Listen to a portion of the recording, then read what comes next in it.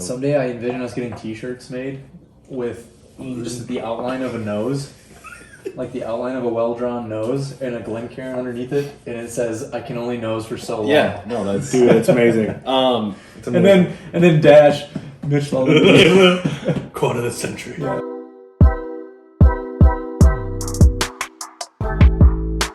And we didn't introduce ourselves last episode. Oh, they know who we are. Okay. Yeah, they know who we are. Well, just in case, I'm Taylor. Ethan. I'm Mitch. All right. And this episode, we are talking about Bardstown Ferrand, which a little controversial amongst the three bourbonniers, maybe. Yeah, absolutely. Yeah, this could be an interesting one. From a price perspective, from a taste perspective. Definitely from a price perspective. If $124 doesn't mean anything to you, go for it. But there are a lot of good whiskeys for that price. And a lot of things below that price. And a lot of things below it. But, we'll give you a little bit of background on Bardstown. Everybody obviously knows about Bardstown. Really popular. A lot of people's bourbon of the year last year was the Discovery Series 3 or 4, one of the two. We see them pretty much, I don't know, each store around here gets like one. They get kind of the regular one, the Fusion or whatever. Yeah, they get the Fusion. Everyone's got the They Fusion. sit for a couple days. But we're talking about the Ferrand for now. Obviously, this is 7-year and 11-year-old Kentucky bourbons aged in Ferrand Cognac casks for 8 months. So we got us a finished bourbon here. Obviously, we've done a little damage to it, so we've had it before, but we wanted to try it for you here today on camera and give you our thoughts on this. It's been a little bit. I don't think I had it last before year. that. Yeah, I'll get these poured while you can go over some fun stuff here. We got a commercial for you. Full Curl Spirits, our sponsor, our partner, amazing entry-level bourbon. They also have a gin and a vodka. I don't grab that vodka today. Yeah. But so 20% of these bottles sold goes to protecting wild sheep. Pretty awesome. The bourbon the spirits with a cause. Out in Bozeman, Montana, you can feel good drinking good stuff, but also knowing that you're protecting wildlife. So saving them sheep. Check them out at shotsbox.com/full-curl, and they're also on their website, obviously fullcurlspirits.com. They have an Instagram, a Facebook. Go give them a follow. Go give them a like. And if you get a chance, try it. It's really good stuff. The bottle is worth trying, guys. Yeah. We're not just saying this because whatever. They're good. They got good stuff. No, we're fans. So yeah, go check them out. Otherwise, back to the Bardstown Ferrand, which Taylor just poured for us. Yeah, Bardstown Ferrand. I've heard that there's a lot of complaints about the cork switch. Apparently, the old corks used to be a lot heavier. What they look like? We haven't really bought any of the other ones yet. We had a chance to buy a Discovery and 6. a Fusion, I think. Well, the Fusions are all easy to find. Those are the blue label ones that everyone has. But the Discovery is the one that we actually had our hands on the other day, and we decided not to. And I think after we review this, you'll kind of understand why. Yeah. But yeah, let's get into the nose, huh? I don't. Every time I smell this, your glass. This glass, man. Every time. Oh, you poured it. Didn't you rinse that out? Oh gosh. Episode 6. Still using a George Ford glass. You'll get there. We'll get there someday. We'll figure it out. Every time I nose this, we have a dozen Glencairns.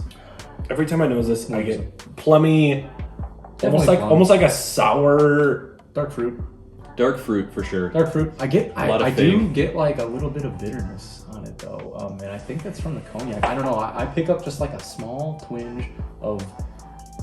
Oh, that's the cognac finish. For sure. I just get that twinge of like, I don't know what to call it really. It's a little bit of bitterness. I really smell fermented fruit.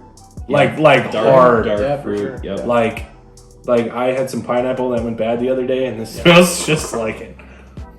I get brown sugar. On everything though. To me, this definitely is brown sugar. A sweet, like that cognac has like a bittersweet kind of thing. Maybe like a bittersweet dark chocolate. Yeah. All right. You know the saying, you can only nose for so long. Can only nose Let's all dig in. for so long. What's the proof on this bad boy? I always forget. Yeah, I mean that little bittersweetness comes through on the palate. 110 proof. Yep. Bitter right up front. Yeah, right up front. It is mouth coating. Honestly, to me, this is very dark chocolate. Yeah. Dark chocolate and raspberries. Chocolate and raspberries. I think we said that before actually too.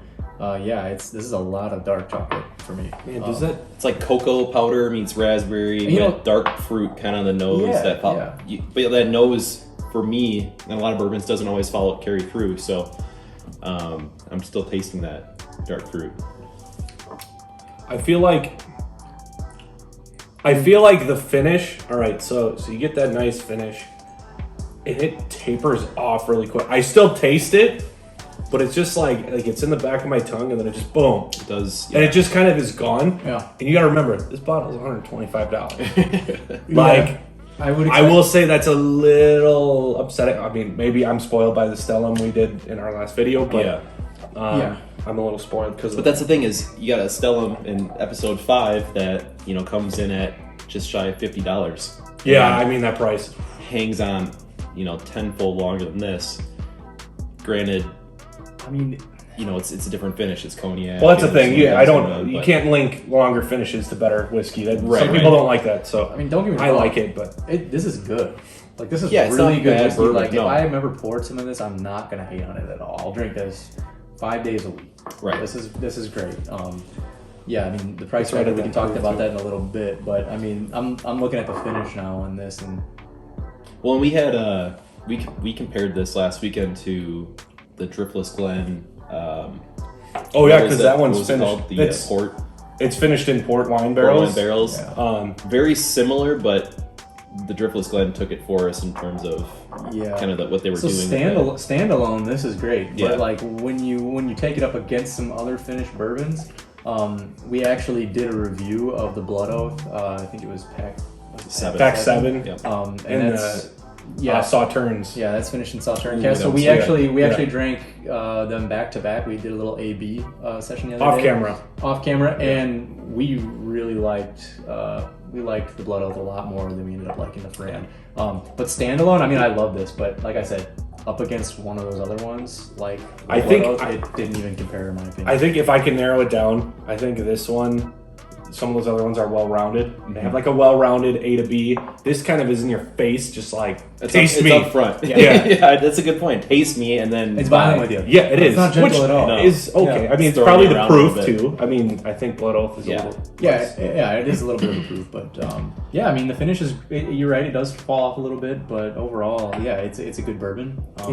Yeah, and we already kind of talked about availability a little bit. With it's available. You can find them. Yeah, but it's not. There's not gonna be 12 on the shelf. It's probably gonna be 1 or 2 sitting at your local liquor store, grocery store. Yeah, and it might sit there for a day or two. I mean, around here it'll sit there for a day or two. Depends on how it's priced too. We have some places around here that'll price it at $150. Yeah, not worth it. And then other places that'll price it at retail, and you can go in and find one. I mean, each place around here gets 1 or 2. So the Bardstown name, seems to carry a higher price tag, and people expect that. Yeah, so. People pay a premium for it for sure, no doubt. So. All right, so cue the try it by tonight. There you go. Try it by tonight. Mitch, you started this time. All right. This is a tough one for me. I'm actually gonna go with Deny. It's actually our first Deny, I think, on the show. I think, with how much this is, there are a lot of other port finished whiskeys out there that I think are better. We just mentioned Blood Oath, which is also 125 that we think is way better.